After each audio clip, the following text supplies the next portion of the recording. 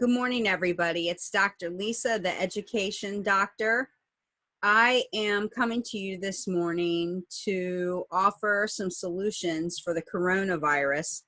And I would like to share my screen with you and go over some solutions for school districts, for parents that are at home and panicking about what to do, because now you're in a situation where you are the educator at home. School districts were not counting on having to do mass home instruction over a period of time. But I want you to know that we can find a way to bring good out of a very bad situation. I'm going to work with you right now on how to put something in place today for your home instruction plan, your emergency home instruction plan. So this is for school districts, entire school districts. Forward this to all of your educators, all of your parents, and all of your students who are old enough to handle their own home instruction plan. So the first thing we want to do is focus on power standards during this time, which means that we're not focused on a whole lot of different things. We're going to hone in on very specific vital knowledge and skills. What are those deal breakers that no matter what, we want the kids to master and learn by the end of this year with the level that they're in right now? And what are the must-dos they must be able to, or they just can't move on? And some examples, let's take a first grade kid, somebody who is a child who before they get into second grade, and let's use that age group and apply it as we go. If you have, what would a power standard for that child be? What would we pick? Well, these are the deal breakers for a first grader, for a child who is 6 or 7 years old, getting ready to go into second grade by the end of this year. This is what we want them to do, a power standard. By the end of first grade and to be ready for second grade, I will be able to read 70 words a minute fluently on a new first grade prompt. So that means they haven't practiced this again and again. It's not that you're giving them something fresh and they can read at 70 words a minute fluently on a first grade prompt. And so you can, those of you who don't know what a first grade prompt is, you just give them something fresh. I'm going to give you some content here where you'll be able to find that is a grade level piece, and you time them using a stopwatch, and you allow them to practice reading out loud. That's reading fluency. Then obviously asking them questions is their comprehension, and that's something completely different. But this here is a deal breaker. We have to have our children reading. So everybody should be doing something to increase the reading fluency and the reading comprehension of our students while they're at home during this time. Okay, that's a deal breaker. That is considered a power standard. No matter what age group that you have, everyone should be working on reading fluency and reading comprehension as a power standard. Now, choosing that content is very important, okay? So I'm going to talk with you about that at another time. But right now, these are what we call power standards. By the end of the first grade, here's another example. I will be able to write 5-sentence paragraphs about. So no matter what, our kids need to be writing. And this is a time that we can practice on this power standard. Your reading fluency, your reading comprehension, and your writing skills. And based on that age group, there are very specific outcomes that we need to have, okay? And then here's another one, math. By the end of the first grade, I will be able to solve 20 different types of grade level math problems. And how do you know what a grade level math problem is? Well, I'm going to go over that with you, okay? You need a viable online curriculum, and the free one that I like is Khan Academy. When I had my schools, I used Khan Academy all of the time for tutoring purposes. If a child was not catching on to a certain skill, and you needed to have a lot of one-on-one time with that child, this was perfect. Khan Academy was. And I'm going to show you this in just a minute, so stay with me so you can use this. Remember that the learning process can be tricky.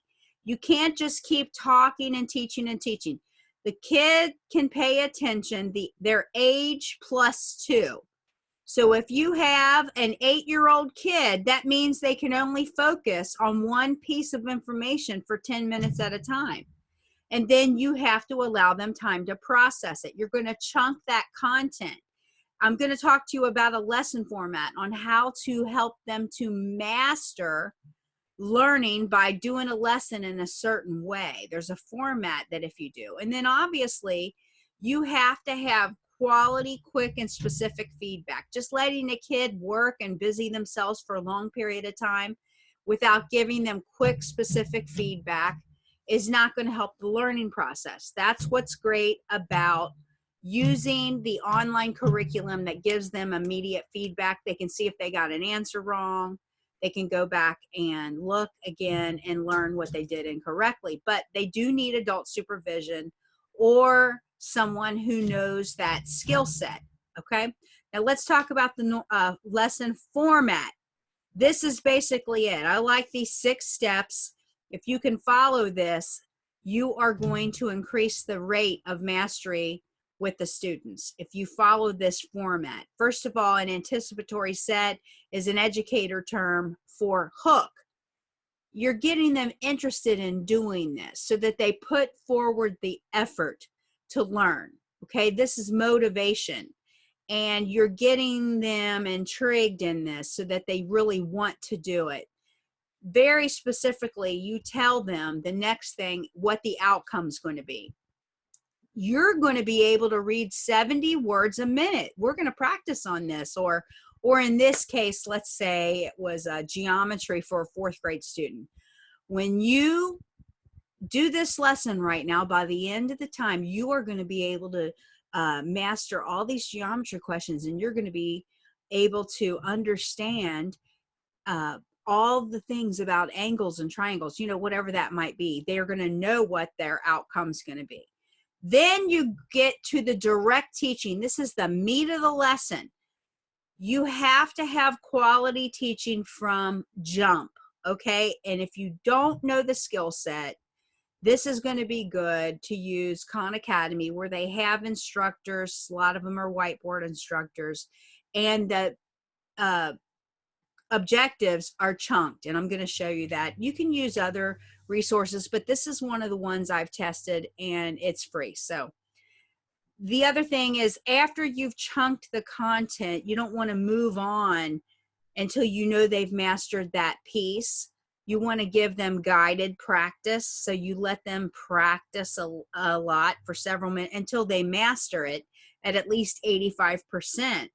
Then they can move on to a new objective. And you want to go back and close your lesson and say, now this is what you've learned and this is how you're doing, and give them a chance to practice, independent practice at the end. So that's what our lesson format looks like. So I'm Dr. Lisa again with Educator Circle. You can find us at educatorcircle.com, and there are all sorts of programs that we have where we work with educators in schools. But before I get into this, I want to show you Khan Academy, what I'm suggesting you use. Now, you would go to khanacademy.com and choose parent, teacher, district, or student, and then they will give you all of these lessons. So you would pick, let's say, early math. Let's go back to the 1st grade kid. You would pick that, and you would begin. It would say get started, and you will get a chance to learn online via video instruction. Plus you'll have the practice, and you won't be able to move on. Your child will not be able to move on to the next skill until they have mastered that skill. And that's exactly what we need right now, so that we're not wasting time. I will come back to you later with more resources, books, reading the books, but reading with your child is also Very, very important right now. So again, you need your viable curriculum. You need to follow the learning process of the lesson format. Remember the age of your child. +2 is how long they can focus. And you want to give them quality, specific, quick feedback so that you can increase their rate of learning. And then again, first and foremost, pick some power standards right now that you want them to master. And that way you're going to ensure that there's good that comes out of this bad situation while you're doing the home instruction during this coronavirus scare. Okay. Love you all. Have a great day. I'll be back to you soon.